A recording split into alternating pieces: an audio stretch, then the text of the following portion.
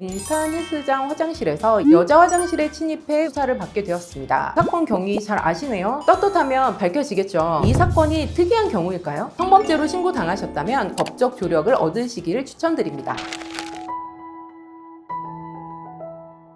안녕하세요. 법이 빛나는 밤의 김윤서 변호사입니다. 최근 논란이 된 사건이 있죠. 동탄 헬스장 화장실에서 일어난 성범죄 사건을 수사하는 과정에서 경찰이 강압 수사를 한 정황이 공개되었는데요.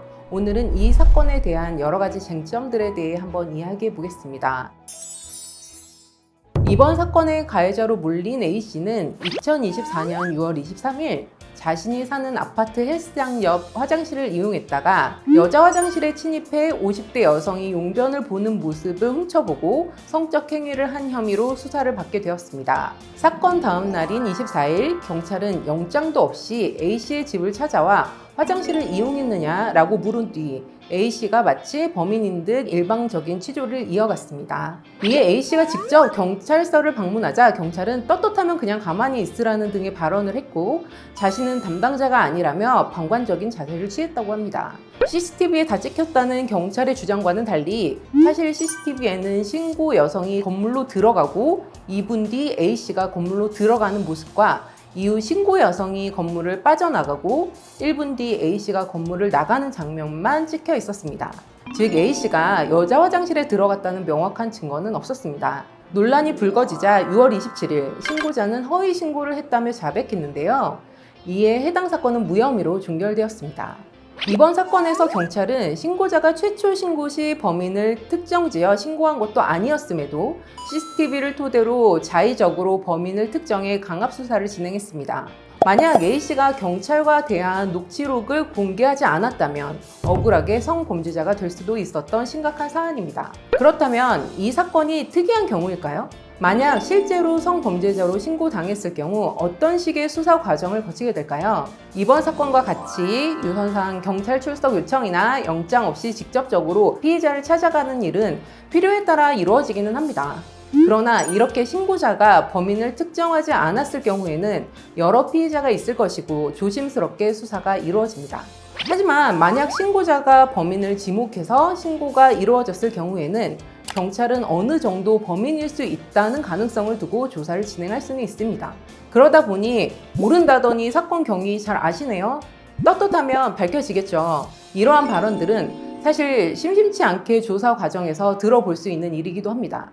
그런데 이러한 발언들만으로 강압수사라고 단정 짓기는 힘든 것이 그만큼 실제 피해자들이 거짓말을 많이 하기도 하는 이유에 기반하기도 합니다. 피해자의 말을 믿고자 하는 태도보다는 혐의를 인정시키고자 하는 방향성도 꽤 띄고 있기 때문에 성범죄 조사는 조사를 받는 분위기와 공기 자체가 썩 유쾌하지는 않다는 것만은 사실입니다.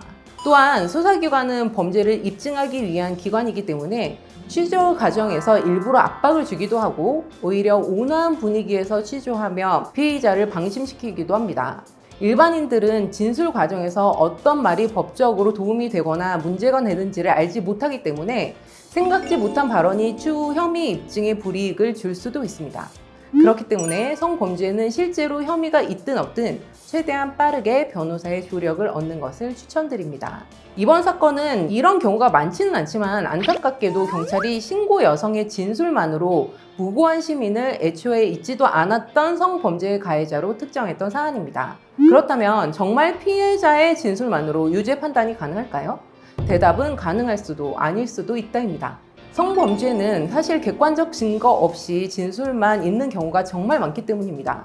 불과 얼마 전까지만 해도 이러한 경우 피해자 진술을 함부로 배척해서는 안 된다는 기준에 따라 피해자의 진술만으로 유죄가 선고되는 경우가 많았습니다. 하지만 최근 대법원에서 피고인의 주장이나 변명이 모순되거나 석연치 않은 면이 있다 하더라도 조금이라도 범죄 사실에 의심이 있다면 무죄를 선고해야 한다고 판단했는데요.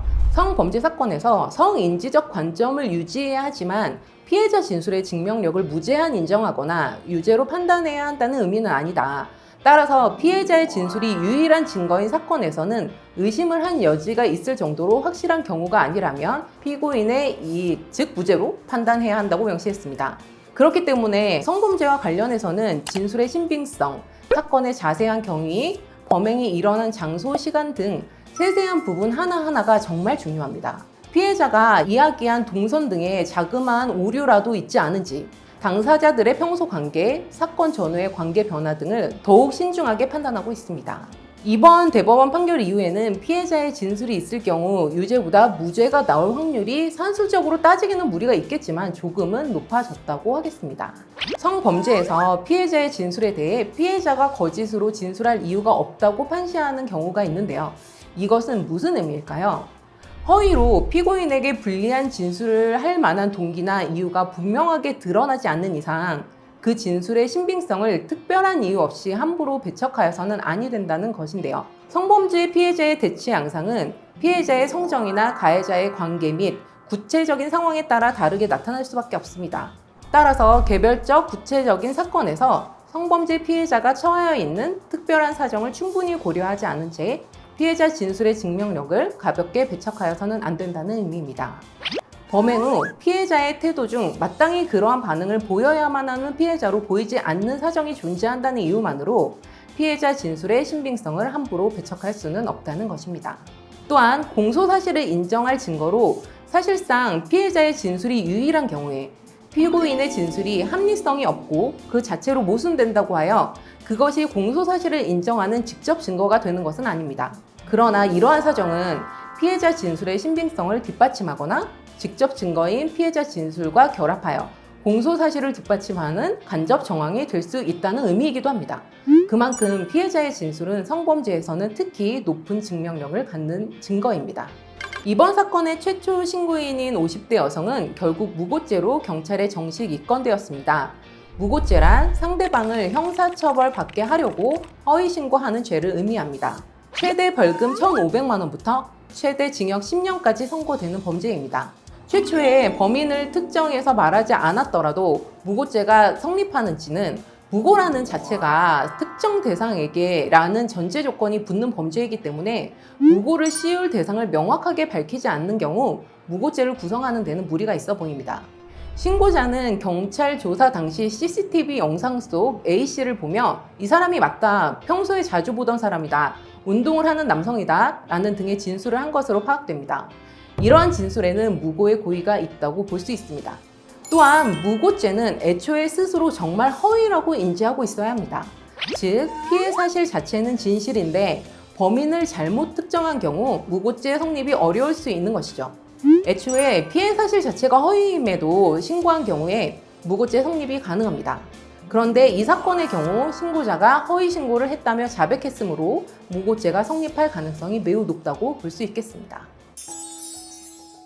오늘은 화성 동탄경찰서 화장실 무고 사건에 대해 알아보았는데요. 이번 사건의 피해 남성이 공개한 녹취록만 봐도 성범죄로 고소되면 자신이 한 일이 아님에도 불구하고 당황스럽고 긴장되기 마련입니다. 제대로 변론도 못하는 상태에서 경찰의 말대로 떳떳하니까 가만히 있었다면 자칫 성범죄죄로 낙인 찍힐 수도 있었던 사안일 것입니다. 성범죄로 신고당하셨다면 꼭 사건 초기부터 법적 조력을 얻으시기를 추천드립니다. 그럼 법이 빛나는 밤에는 다음 시간에 돌아올게요. 감사합니다.